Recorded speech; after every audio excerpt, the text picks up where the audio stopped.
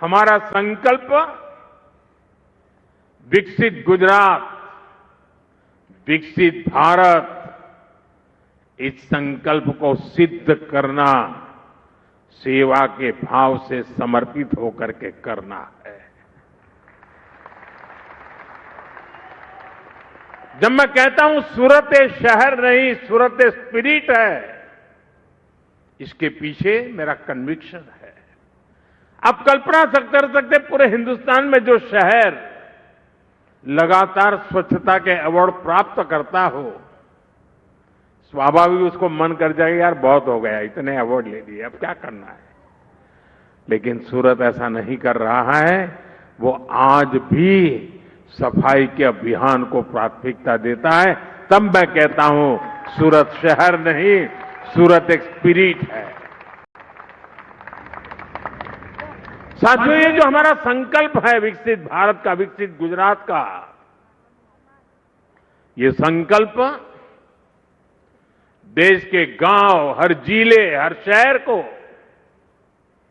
हम जब विकसित करेंगे तभी सिद्ध होने वाला है। और इसलिए सभी चुने हुए भाजपा जनप्रतिनिधियों की भूमिका बहुत बड़ी है। साथियों, आज का दिन एक और सुखद संयोग का है। आज 5 जून पर्यावरण दिवस है और पर्यावरण दिवस के इस अवसर पर मैं देश के सबसे स्वच्छ शहरों में से एक सूरत में हूं।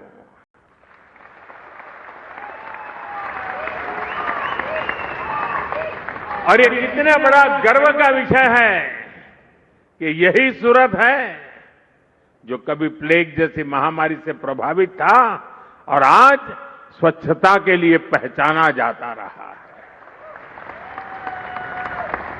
इसलिए बीते 2.5 दशक से निरंतर प्रयास किए गए हैं। इसमें सूरत के सभी लोग, अधिकारी, कर्मचारी, जनप्रतिनिधि, सबका योगदान।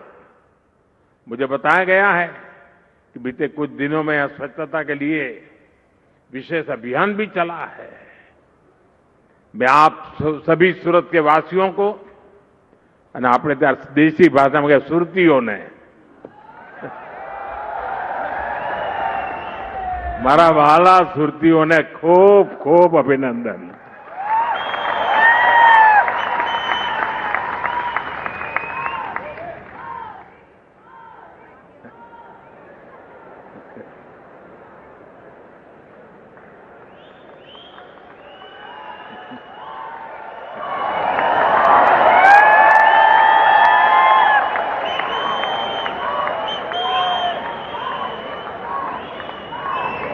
सूरत के विकास को गति देने के लिए आज यहां अनेक प्रोजेक्ट का शिलान्यास और लोकार्पण हुआ है। मैं आप सभी को इन प्रोजेक्ट के लिए बहुत बहुत बधाई देता हूं। साथियों, दुनिया अब हरित युग की तरफ, ग्रीन फ्यूचर की तरफ बहुत ही सावधान हो चुकी है। धीरे धीरे कदम रखने का प्रयास भी कर रही है। भारत भी ग्रीन ग्रोथ पर बहुत अधिक काम कर रहा है और इसमें भी गुजरात ने बरसों पहले ही तेज कदम उठाने शुरू कर दिए थे। गुजरात राज्य है जिसने इस शताब्दी के प्रारंभ में ही सरकार में क्लाइमेट चेंज का अलग डिपार्टमेंट बनाया था, एक अलग डिपार्टमेंट बनाया था। ऐसी व्यवस्था बनाने वाला गुजरात देश का पहला राज्य था। और जैसा अभी मुख्यमंत्री जी ने जिसका वर्णन किया, गुजरात के अपने पाटण के चारण का गांव में भारत का पहला सोलर पार्क भी बनाया गया था। और एक प्रकार से उस समय तो वो तीर्थ क्षेत्र बन गया था। लोग देखने आते थे कि इतना दूर दूर तक दिखाई दे इतना बड़ा सोलर प्लांट। साथियों, गुजरात में उस समय आप सभी ने जो किया उसने पूरे देश को प्रेरणा दी है। आज भारत प्रकृति के साथ प्रगति का मंत्र लेकर विकास कर रहा है। इकोनॉमी भी, इकोलॉजी भी। और साथियों, सूरत में तो ये प्रत्यक्ष दिखता है। आजकल सूरत की सर्कुलर वाटर इकोनॉमी की बहुत चर्चा होती है। यहां शहर के वेस्ट वाटर को ट्रीट करके इंडस्ट्री को सप्लाई किया जाता है। इससे गंदे पानी का मैनेजमेंट भी हो जाता है और पानी से कमाई भी होती है। बीते 12 वर्षों से देश में वेस्ट टू वेल्थ का एक बहुत बड़ा जन आंदोलन चला है। ये हमारे शहरों की स्वच्छता और उन्हें ग्रीन और क्लीन बनाने में बहुत काम आ रहा है। साथियों, अब प्रयास ये है कि आने वाले कई दशकों तक सूरत के लिए पीने के पानी की पूरी व्यवस्था हो। इसके लिए तापी बराज प्रोजेक्ट स्वीकृत किया गया है। इसके अलावा वाटर मैनेजमेंट और वाटर ड्रेनेज भी सरकार की बहुत बड़ी प्राथमिकता है। आज भी यहां ऐसे अनेक प्रोजेक्ट का लोकार्पण हुआ है। साथियों, सूरत सिर्फ स्वच्छता और सर्कुलर इकोनॉमी तक ही सीमित नहीं है, बल्कि ग्रीन ग्रोथ के दूसरे माध्यमों का भी अभूतपूर्व गति से विस्तार हो रहा है। अब जैसे इलेक्ट्रिक मोबिलिटी है, सूरत ऐसी व्यवस्था बनाने में जुटा है जहां सड़कों पर चलने वाली सारी बसें इलेक्ट्रिक होगी। साथ ही यहां सूरत मेट्रो का भी विस्तार हो रहा है। ये सारे कदम हरित शहर के रूप में सूरत की पहचान को और सशक्त करेंगे। और हां, आने वाले समय में Hazira industrial area green steel के उत्पादन के लिए भी जाना जाएगा। यानी स्टील के प्रोडक्शन में ग्रीन एनर्जी का इस्तेमाल होगा। साथियों, आज दुनिया अभूतपूर्व चुनौतियों के दौर से गुजर रही है। कुछ समय पहले मैंने कहा था कि ये दशक दुनिया के लिए आपदा का दशक सिद्ध हो रहा है। हमने बीते समय में एक के बाद एक वैश्विक आपदाएं देखी है।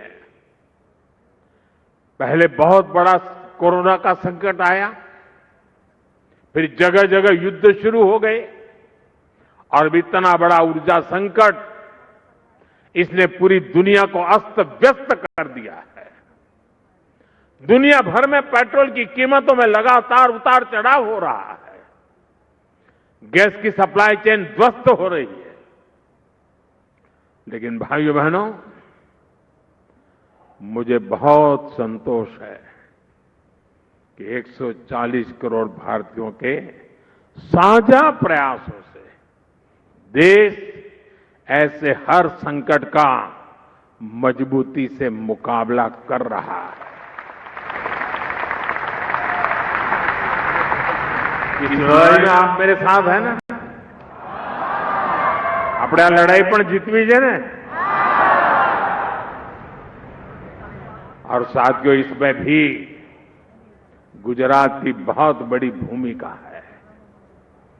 बीते वर्षों में गुजरात ने रिफाइनिंग के क्षेत्र में, सोलर और विंड पावर के क्षेत्र में अपना जो सामर्थ्य बढ़ाया है, वो देश के बहुत काम आ रहा है। आज भारत की रिन्यूएबल कैपेसिटी 250 गीगावाट है। हमारे देश में कभी मेगावाट से आगे सोचा ही नहीं जाता था। आज गीगावाट की चर्चा हो रही है और इसमें 50 गीगावाट का योगदान अकेले गुजरात का है। 250 गीगावाट में 50 गीगावाट आप सबकी ताकत है। यानी देश की ग्रीन एनर्जी का 5वां हिस्सा अकेला गुजरात प्रोड्यूस करता है। सौर ऊर्जा के उत्पादन में गुजरात ने प्रशंसनीय काम किया है और अब जब देश ग्रीन हाइड्रोजन और ग्रीन अमोनिया जैसे क्षेत्रों में काम कर रहा है तो इसमें भी गुजरात का रोल बहुत बड़ा होने वाला है। साथियों, ये जो वैश्विक संकट चल रहा है ये दिखाता है कि एनर्जी के मामले में आत्मनिर्भरता कितनी जरूरी है और बीते 12 वर्षों में देश ने जो कैपेसिटी तैयार की है उसका कितना बड़ा महत्व है। एक तरफ हमने दुनिया के अलग अलग हिस्सों से तेल और गैस की आपूर्ति सुनिश्चित की, दूसरी तरफ हमने रिन्यूएबल एनर्जी में ऐतिहासिक निवेश बढ़ाया। 12 वर्ष पहले भारत में सौर ऊर्जा का उत्पादन नाम मात्र का था। आज हम दुनिया के टॉप 5 देशों में से एक हैं, 5 देशों में से एक हैं और सिर्फ